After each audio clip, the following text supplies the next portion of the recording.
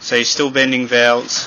When I said to check the clearances of your valve, the top of the valve to the rocker arm, those clearances only matter for a bit of sound and lacking performance. You'll hear a tapping noise coming from the top of the engine if those clearances are slightly more larger, and they'll just be hitting and slapping the top of the valve instead of smoothly touching it.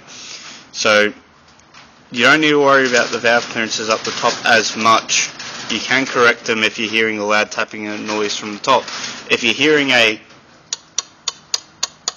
noise from the exhaust, that means your valves are most likely slapping on your piston. As you can see there's a lining of where it used to hit the piston. You need to check the clearances between the valve here and the piston. I think the clearances around the 1.1 mil to 1.4 mil. You have to check them on your model, but it should be around the 1 to 1.4 for one on each side. And I think the exhaust or the intake is slightly different. And what you do is you disassemble the top end. You put blue tack or putty, something hard, and you put it on the piston. Then you put everything back together and turn the engine over by hand.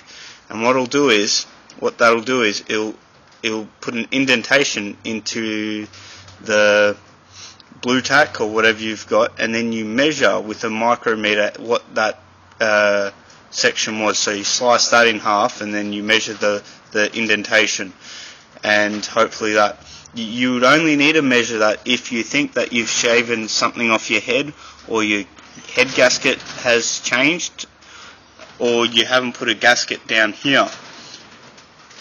Now you don't need to worry about all that if you haven't shaved or you've got all the gaskets in. But if you have shaved your head, what you need to do is, and the clearances aren't correct, you need to make up another gasket. I made this out of aluminium, Coke can.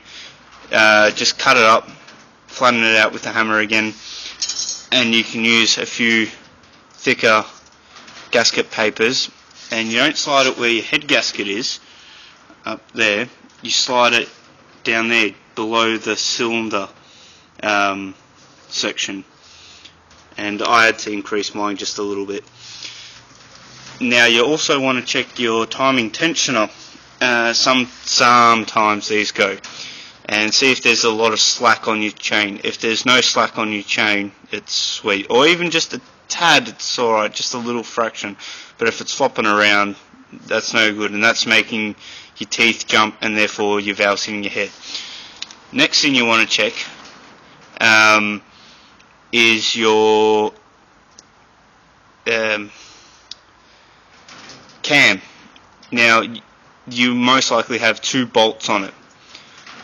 If you got 3, you'll have 3, but I think you would have 2. That cam, you can turn it one way or another. Both of them are different. But so you want to check if your cam's in the right way, and it should have little markings on it. But here is where I think your problem is. This is what happened with mine as well. These timing lines aren't 100% lined up straight, including in here.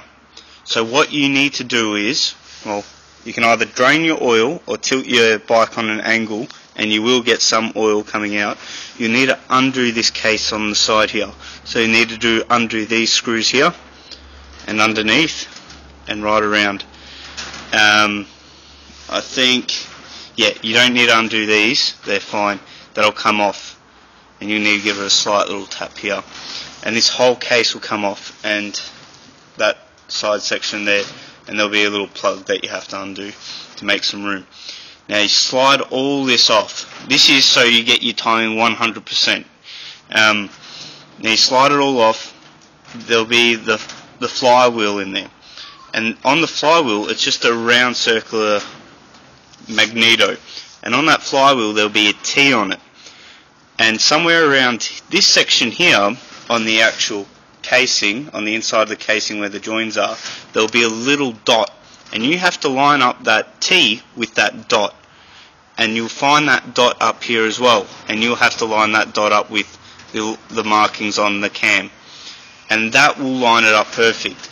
Because originally when I first bent my valves is I lined it up with these little lines in here, and they were slightly out, and it made it, if you put one tooth out, you could hit your piston. So that's where I think your issue is. So start with that one, remove this, and what you'll need to do is you probably wrecked your gasket in the meantime, so use some RTV grey and just seal it, and that should seal fine.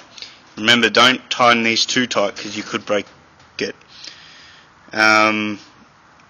If you still have trouble, please contact me and I'll give you further assistance.